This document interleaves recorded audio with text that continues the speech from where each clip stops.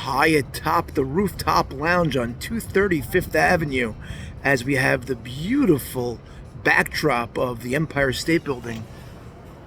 Almost feel like I'm in the commissioner's office, outdoor version of it.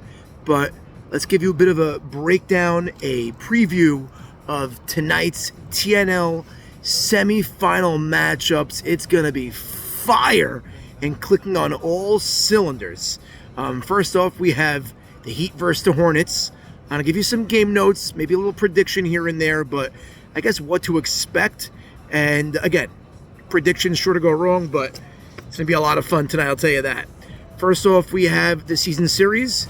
The Heat won big on opening night, but that was a long time ago. But on the season, they did split. This game, for all insiders, for all anybody that's just watching these teams all year long, it's a pick'em game. It's clashing of styles, battles within the battle. There's a lot's going to go into tonight's matchup. But let's just start with the captains, the head of the snake, so to speak. We have Gwindy versus Mo D. Now, obviously, these are two of the league's best players. Two totally opposite styles.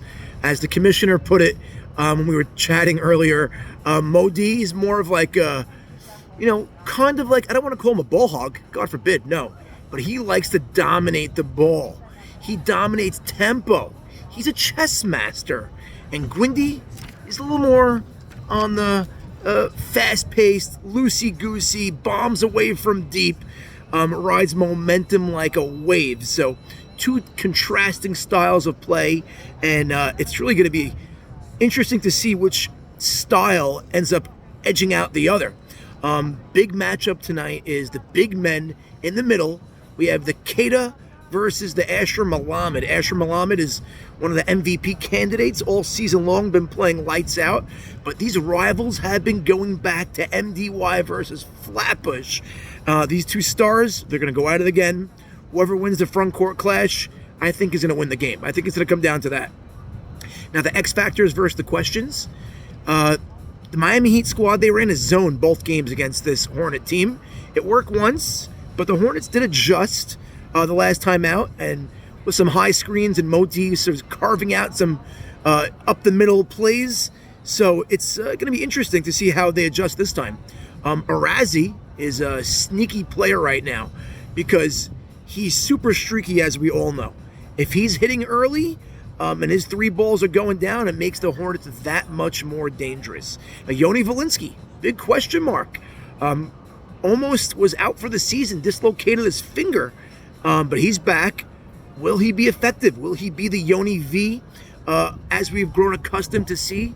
His length, his speed, just the way he runs up and down the floor. Let's see if that finger of his ends up hurting. And now also a pretty big storyline is get well soon and get better. Ralph Cohen, the floor general for the Heat. He is out indefinitely for the season. But Toby Zafrani and Edmund Anteby will be playing in that spot. Will they be able to match that floor general style of play by Ralph Cohen? I think that's going to be actually play a pretty big role into their team. Mo D does have Gwindy's number defensively.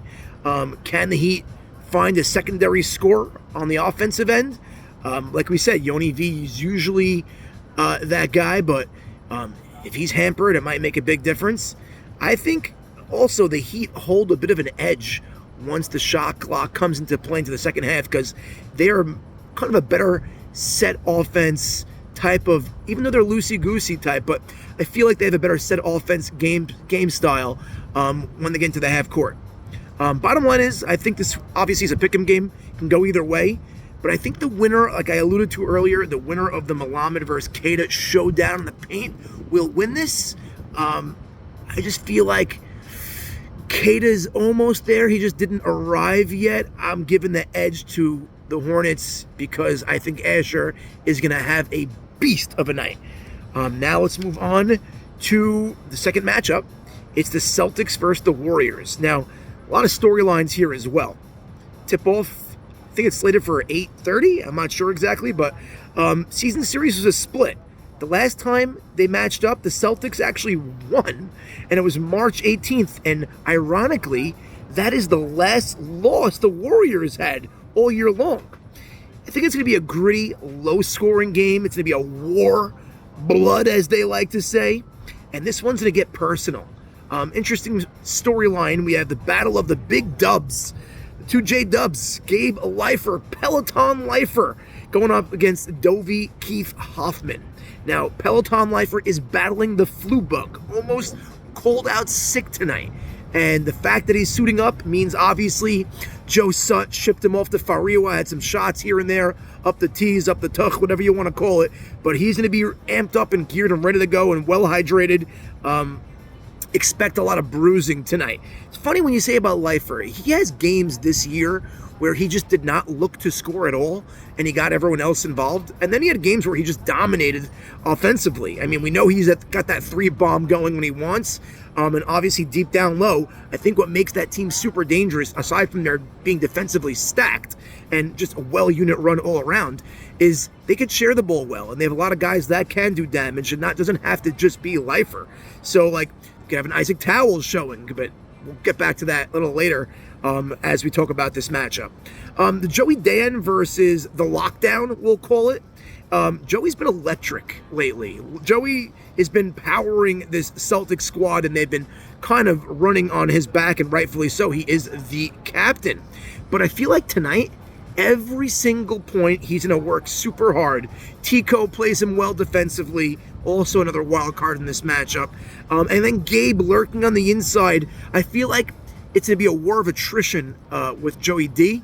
He's going to have to work super hard, and if he could get through the battle, he's going to come out on top. And listen, they're going to make him work for it, bottom line. X factors for tonight, Joe Sut and Tico. When they're hot, this Warrior team is tough to beat.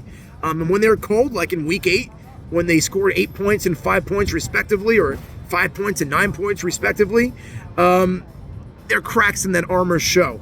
Sharifian, he's, to me, probably one of the best players on the court whenever he's on the court.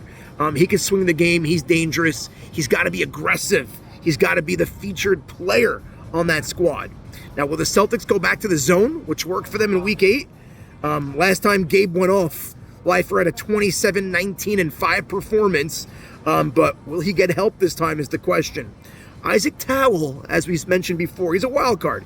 He's explosive, yet he's super erratic. Big game focus is in question right now. I feel like whenever the stakes get higher, minus that big tournament win he had a few years ago in Hot Shot, which I can't wait for, by the way, he's been, Jekyll and Hyde in these big games. Bottom line is, Celtics have done it before. Warriors haven't lost since, as we said. Two really deep teams, two brilliant captains, smart basketball minds on both ends of this floor. Only one more survive if I had to make a choice, gun to head. Momentum is with the Celtics, but the overall squad is with the Warriors. It's going to be very hard to pick against this Warriors squad, but I am. Because Lifer is not firing at all cylinders right now, I'm not trying to make some bulletin board material. I'm taking the momentum of the Celtics to upset this high-powered defensive unit in the Warriors. And my pick for the finals is going to be Hornets powered by Mo D taking on my boy Joe D and the Celtics. It's going to be fun tonight. It's going to be a battle tonight. It's going to be electric, the crowd, and can't wait to see you all there.